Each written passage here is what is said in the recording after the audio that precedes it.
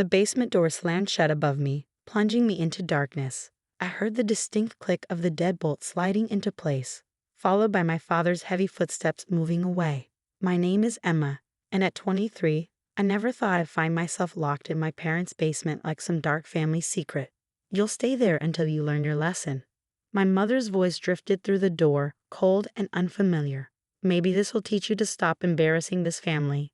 My crime? I'd refused to quit my job at the local animal shelter to take the corporate position my father had arranged at his friend's company. It wasn't the first time I'd defied their carefully laid plans for my life, but it was the first time their disappointment had turned to something darker. I fumbled in the darkness for my phone, but it wasn't in my pocket. In their rage, they'd taken everything: my phone, my bag, even my jacket. The basement was cold, the kind of deep chill that seeps into your bones. I wrapped my arms around myself, trying to make sense of how my life had come to this point. Mrs. Peterson, our 72-year-old neighbor, had installed security cameras last week after a series of car break-ins on our street. Her camera had a perfect view of our driveway and front door. I remembered her proudly showing me the new system, explaining how it recorded everything 24/7. At the time, I just smiled politely, never imagining those cameras would become my salvation. The first day was the hardest.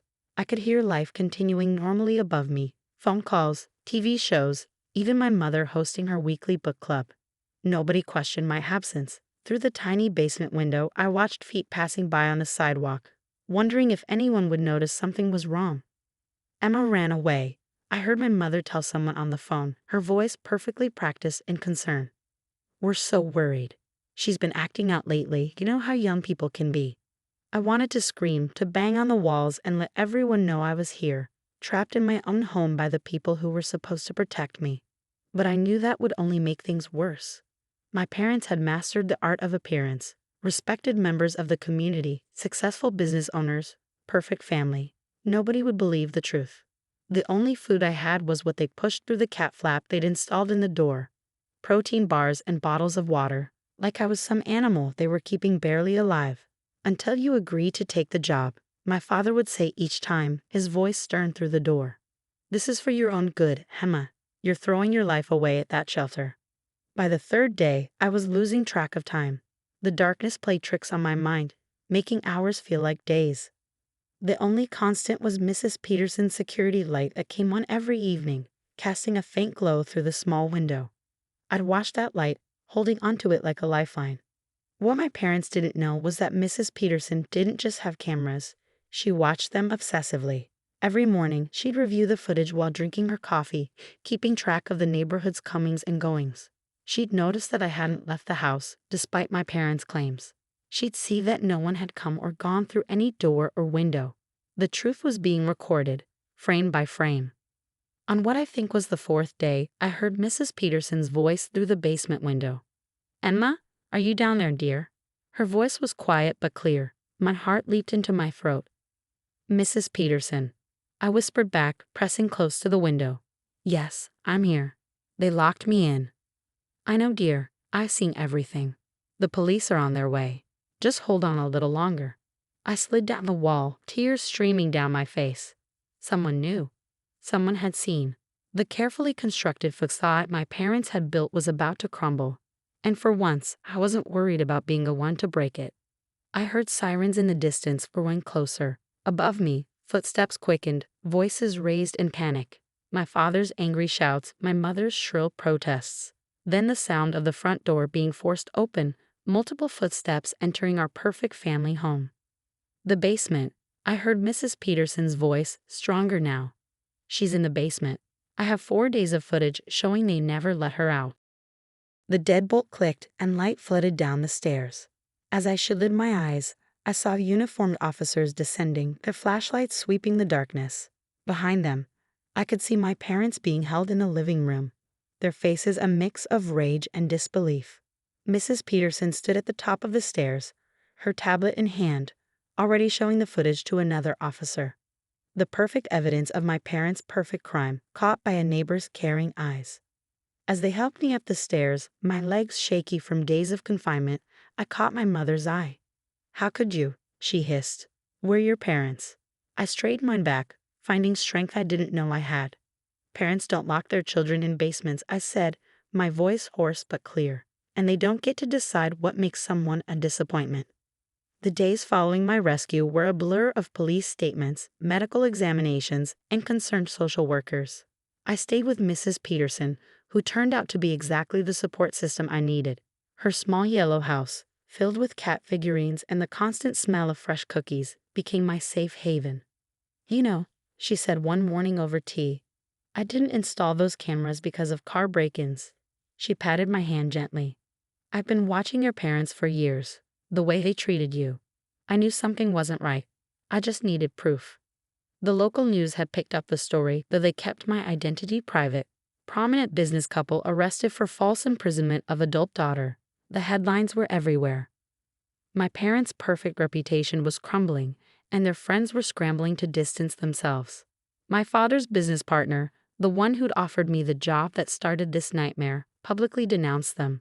I had no idea they would go to such lengths, he told reporters. The position was merely a suggestion, not something to imprison someone over. My phone, which the police had retrieved from my parents' bedroom, was flooded with messages.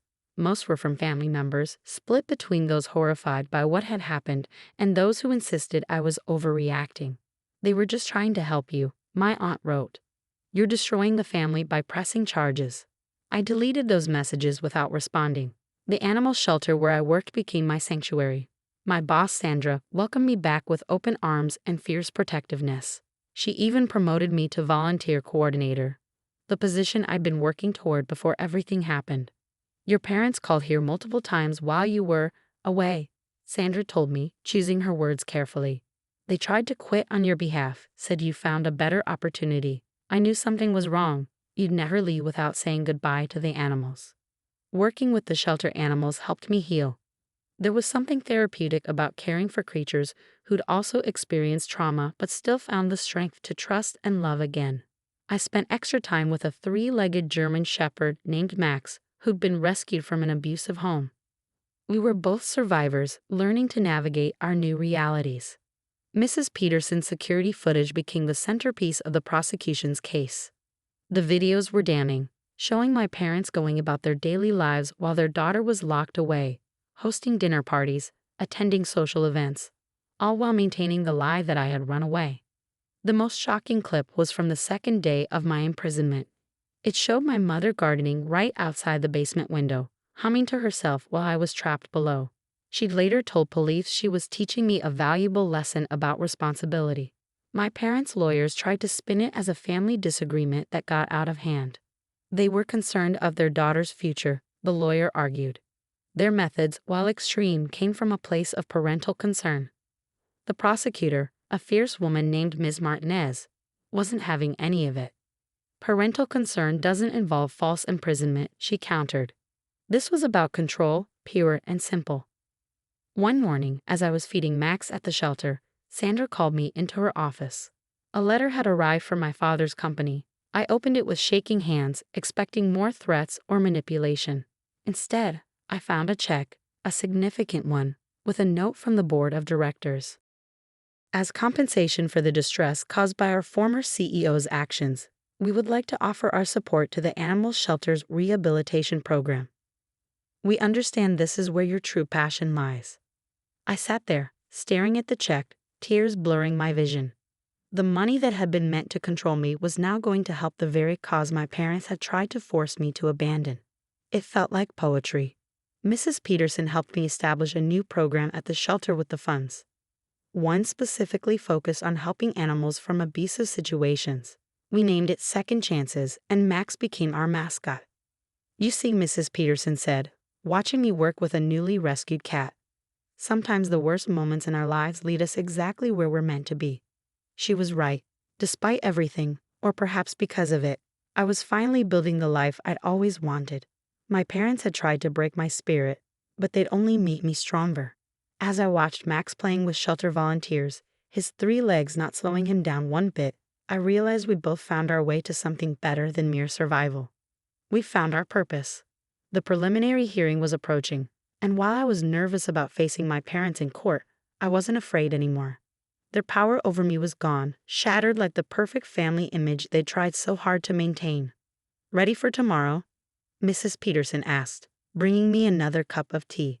I looked at the security camera footage on her tablet, the evidence that had saved me, and nodded. Ready. The courthouse was packed the day of the preliminary hearing. My parents sat at the defendant's table, both wearing expensive suits and neutral expressions they'd perfected over years of business meetings. They looked smaller somehow, less intimidating than the towering figures who had locked me away. Mrs. Peterson sat directly behind me, her presence steady and reassuring. The shelter staff had come too, including Sandra, who took the morning off to show support. Even Max was there, now officially certified as my emotional support animal, lying calmly at my feet. When I took the stand, my mother's facade cracked slightly. I saw her flinch as I described those days in the basement, the cold, the hunger, the sound of life continuing above while I sat in darkness. My father stared straight ahead, his jaw clenched as if he could wish away the truth of what he'd done. "And what made you think your parents would actually harm you?" My parents' lawyer asked during cross-examination, his tone suggesting I was being dramatic. I met his gaze steadily. "They already had," I replied. "Every time they chose their reputation over my happiness, every time they tried to force me into their perfect mold, they were causing harm. The basement was just the physical manifestation of what they'd been doing my entire life." The evidence was overwhelming. Mrs. Peterson's footage played on the courtroom screens, showing my parents' casual cruelty in high definition.